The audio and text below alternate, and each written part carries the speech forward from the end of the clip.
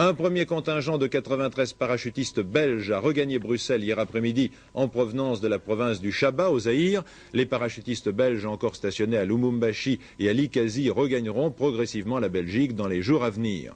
Le deuxième REP, de son côté, a encore une petite unité sur place, qui reste en mission de protection des Européens et des Africains, en attendant la relève imminente de la force interafricaine, dont plusieurs contingents sont déjà arrivés sur place au Zaïre.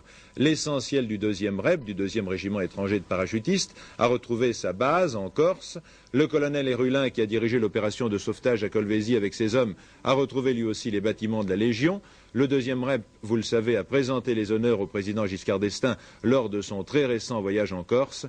Un reportage de notre envoyé spécial, Michel Bader.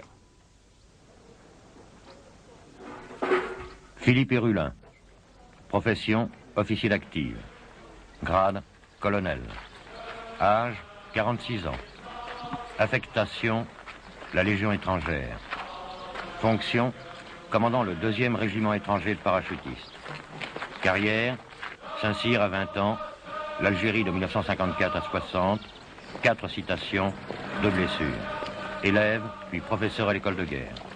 Par formation et par tradition, le colonel Hérulin ne tient compte ni des louanges, ni des agressions, dans la mesure où celles-ci ne s'adressent qu'à lui seul. Avec une partie de son corps expéditionnaire, il est arrivé en Corse dans la nuit de mercredi à jeudi en provenance du Zaïre. Alors, immédiatement après, quelques heures seulement après leur atterrissage, les hommes du 2e REP ont repris l'entraînement. Cet entraînement qui fait d'eux l'arme d'élite que l'on sait.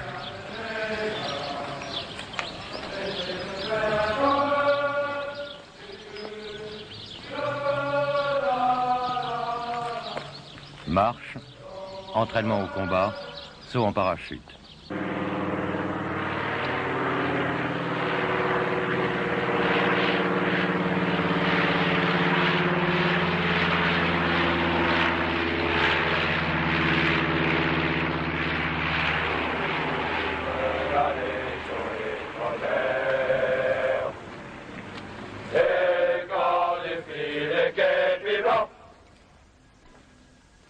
Le tout se faisant bien sûr avec la discipline de la Légion, dans l'esprit de la tradition qui veut qu'une unité de Légion étrangère, unité de l'armée française, soit prête dès demain à servir la France, avec, suivant la règle, honneur et fidélité.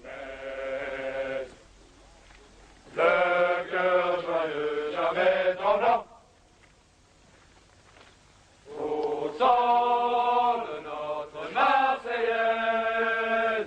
ça veut combattre les képis blancs.